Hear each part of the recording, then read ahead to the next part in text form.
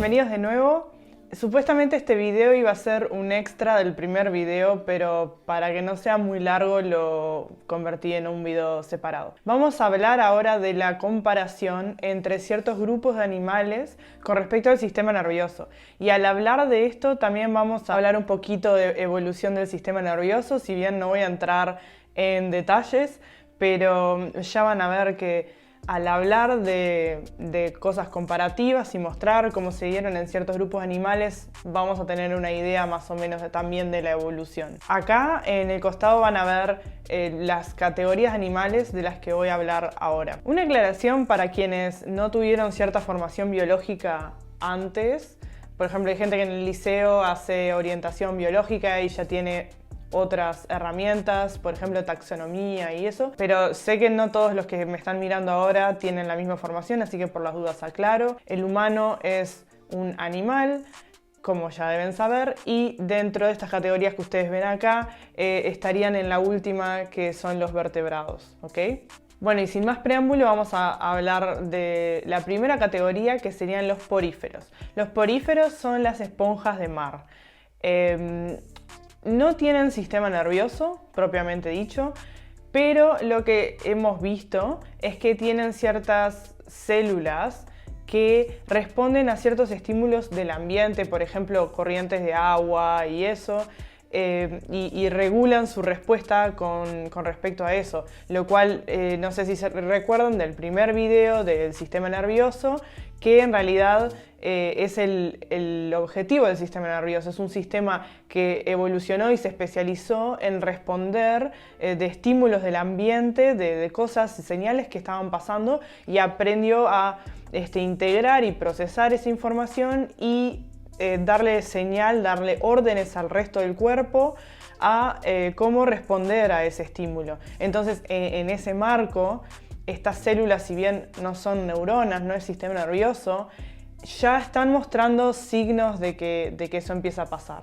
Entonces hay biólogos que las estudian porque puede ser que ahí se haya dado el origen del sistema nervioso. También porque estos seres son bastante antiguos, entonces por varias características los biólogos están interesados en estudiar esa parte. Vamos a la segunda categoría, que son los nidarios. Y también tenemos a los ctenóforos, que son otros organismos. Vamos a hablar más de los nidarios, que son los que conocen, pero eso también cuenta para ctenóforos. Los nidarios son las anémonas, las medusas, aguavivas, la fragata portuguesa, velela, ese tipo de animal. Y lo que vemos en ese tipo de animales es que se empieza a dar lo que se llama red neuronal.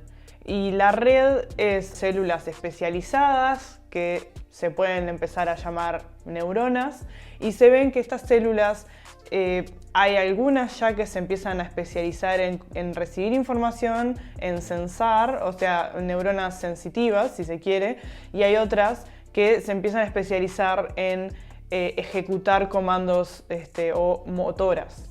Entonces, esta red como que tiene estas dos categorías, cosa que antes tampoco se veía, pero no es exactamente como lo que tenemos nosotros. Por ejemplo, es una red que hay neuronas desperdigadas por ahí, no están aglomeradas ni nada.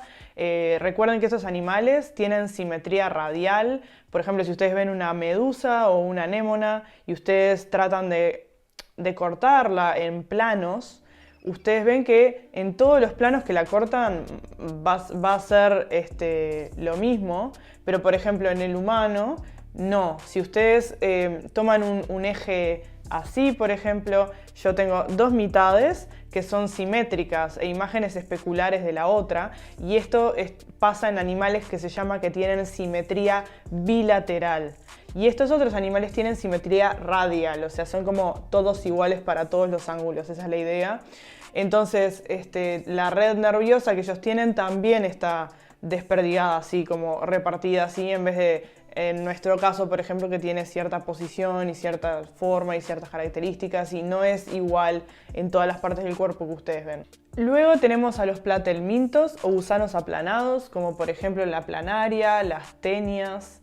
Y en estos seres se empieza a ver simetría bilateral. Por ejemplo, si ustedes ven una foto de una planaria, van a ver, tiene dos ojos, tiene como una región de la cabeza, una región de la cola. Y si ustedes ven el sistema nervioso, también sufrió algunos cambios que van de la mano. Entonces, se da lo que se llama cefalización, que básicamente es que se forma como una cabeza propiamente dicha, porque vieron que en las medusas o en las anémonas, o sea, como que uno puede más o menos decir, el umbrella y los tentáculos, pero no es que tienen una cabeza, una región como la que tenemos nosotros. Pero en los platelmintos ya esas regiones se empiezan a ver un poco más y hay neuronas que se agregan en como lo que se llamaría un ganglio nervioso y tienen varios ganglios por el cuerpo y como un ganglio, una aglomeración más grande en la región de la cabeza y por eso se dice que está cefalizado, o sea que se empezó a dar como una aglomeración de estructuras nerviosas hacia la cabeza. Y lo que voy a decir al respecto de esto es que tiene una ventaja en la naturaleza. Por ejemplo, piénsenlo con el humano, capaz que es más fácil imaginárselo, ¿no? Si ustedes están caminando en la calle y están yendo, o son un pez y están nadando, les sirve mucho más tener estructuras del sistema nervioso, por ejemplo, de los sentidos, por ejemplo los ojos, en la parte anterior del cuerpo, porque es la primera parte que se va a enfrentar a lo que viene en el plano de movimiento. Porque si ustedes, por ejemplo, imagínense que tuvieran un ojo, los ojos en los talones mirando para atrás, ¿no?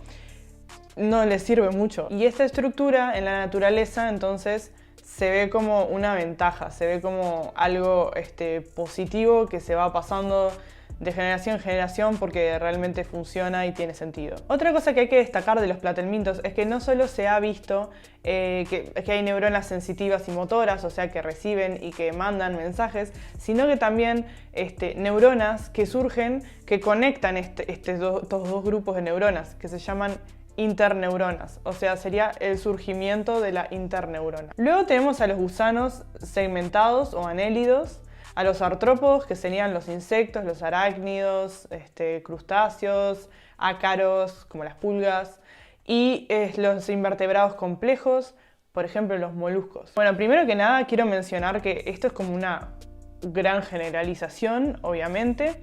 Así como de seguro saben por la cultura popular, los pulpos y ese tipo de animales tienen un sistema nervioso súper complejo. Luego animales como las abejas también. Entonces, no todo lo que voy a decir acá son como ciertas reglas generales, pero no lo tomen como blanco o negro y no quiero que se queden con la idea de que esos seres tienen unos sistemas nerviosos súper complejos y sobre todo ciertos grupos dentro de estos grupos. Entonces, como que en el marco de lo que estamos hablando voy a decir algunas características, pero no me gustaría subestimar como realmente lo salados que están estos sistemas en algunos de ellos, ¿ok? Bueno, los invertebrados de estos grupos tienen segmentos en el cuerpo y esos segmentos se llaman metámeros. Y, por ejemplo, imaginemos el caso de una lombriz, de un gusano segmentado. Pueden tener varios segmentos en el cuerpo y en cada uno de esos segmentos va a tener ganglios nerviosos, nervios que unen esos ganglios y que van para afuera a las extremidades. Van a tener un par de extremidades. Imagínense un 100 pies, por ejemplo. Va a tener todos esos segmentos con patas, con ciertos órganos, con ganglios nerviosos que controlan esos órganos y así sucesivamente. Pero hay ciertas estructuras que empiezan a ocupar ciertos patrones en el cuerpo, o sea, ciertas como lugares específicos. Por ejemplo, lo que vemos en este grupo de animales es que esos ganglios nerviosos, sistema nervioso, digamos, que está en esa parte del cuerpo, está en posición ventral y por atrás está el tubo digestivo, ¿ok? Y eso es importante porque después les voy a mostrar que en la siguiente categoría, en los vertebrados, es al revés. O sea, es como una cosa importante para tener en cuenta, un dato. Pero la diferencia también es que si bien el sistema nervioso es ventral, está en esta parte de aquí, el vientre, el cerebro de ellos, o ganglio cerebral, no es exactamente como nuestro cerebro, pero bueno, lo que se le llama cerebro, está más hacia el dorso, o sea, hacia atrás, comparado, no está ventralmente o rostralmente. Bueno, esa es otra de la característica. Y en cada metámero hay circuitos que como que controlan, circuitos neuronales que controlan localmente lo que está pasando. Bueno, y llegamos a la última categoría, a la de los vertebrados. Continuando con lo que estaba diciendo, los vertebrados tienen el sistema nervioso dorsalizado, ¿ok? O sea, antes se acuerdan que en esta otra categoría que yo les hablaba, el sistema nervioso estaba ventral al tubo digestivo. Pero si ustedes lo piensan, por ejemplo, en el humano, en ustedes tienen al principio, más ventralmente, el tubo digestivo y atrás tienen la columna vertebral y adentro la médula espinal, que sería como la contraparte de esa cadena ganglionar que está en esos invertebrados, que va por el cuerpo. En nosotros ha evolucionado a esto, a la médula espinal, ¿no? En los vertebrados, en nosotros, se pueden ver vestigios de esa metamerización de animales anteriores, de los cuales en cierta forma nosotros derivamos también.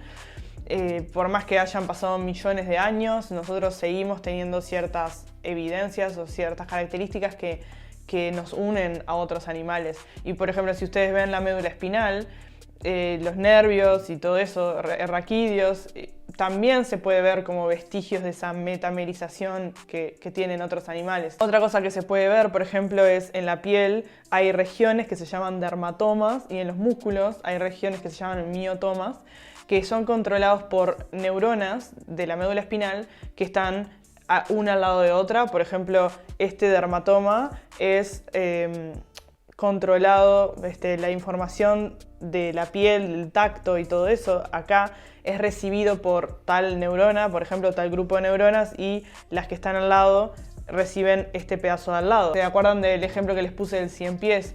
De que cada metámero, cada segmento del cuerpo tenía circuitos locales que controlaba localmente lo que estaba pasando, recibía información sensorial o controlaba esas extremidades. Y nosotros tenemos como ese vestigio, si se quiere, pero obviamente que funciona diferente. En los vertebrados hay mucha más conectividad entre áreas, no tanto circuitos locales, si bien los hay, pero también hay mucho control desde el cerebro, por ejemplo, que baja a muchos de esos circuitos y los modula, entonces como que se ha complejizado. Y la médula espinal, por ejemplo, antes en esos otros animales que nombré se habla de cordón nervioso o de ganglios y nervios, y es como todo macizo. Pero por ejemplo, en la médula espinal nuestra, ese cordón, digamos, se ha expandido un poco y es hueco y hay líquido cefalorraquídeo corriendo en el medio, entonces también ha cambiado un poco. También están los ventrículos cerebrales del encéfalo, en el cerebro y en otras partes del encéfalo, también que son una cavidad, o sea que eso de que se formó una cavidad, de que ahora es hueco, también es una característica de los vertebrados. También otra cosa que podemos ver es que en otros animales las neuronas que habían eran como un poco más simples, neuronas unipolares o bipolares. Después en los vertebrados, por ejemplo, la mayoría son multipolares, tienen muchas dendritas ramificadas, tienen un axón, como que tienen esas formas más diversas y complejas. Si bien no quiere decir que todo el resto de los animales que yo mencioné solo tienen neuronas bipolares o unipolares simples, porque de nuevo les digo, no, hay varios casos que tienen neuronas súper complejas también, pero es como una generalización, si se quiere, entre los grandes grupos de animales. Como que en vertebrados la morfología de las neuronas y quiero agregar también de otras células nerviosas, por ejemplo las glías, como que se ha complejizado más y más, hay más tipos, hay más complejidad. Bueno, y eso era todo lo que les quería contar por hoy. Muchas gracias por la atención. Recuerden que si tienen cualquier duda me pueden escribir en los comentarios de abajo. Yo me voy a hacer un tiempo por semana para contestar todos los mensajes. Si no les contesto rápido, por favor, no se ofendan, no se frustren, dejen sus mensajes igual. Es que yo voy a tratar de responderlos a todos, pero bueno, también trabajo muchas horas, así que no puedo estar respondiendo todo el tiempo, pero encantada de ayudar. También quería decir que este video lo dirijo yo pero en realidad sola no podría hacerlo de tan buena manera y tan lindo, así que le quiero agradecer a las personas que me están ayudando. Leandro Fernández, que me está ayudando también con la edición, y Lucía Pérez, que es diseñadora gráfica y me ayudó con el precioso banner de mi canal de YouTube y con algunos gráficos que estoy usando en las animaciones de entrada. Así que muchas gracias a ellos, gracias a ustedes por la atención y bueno, nos vemos en el siguiente video. Chao, chao.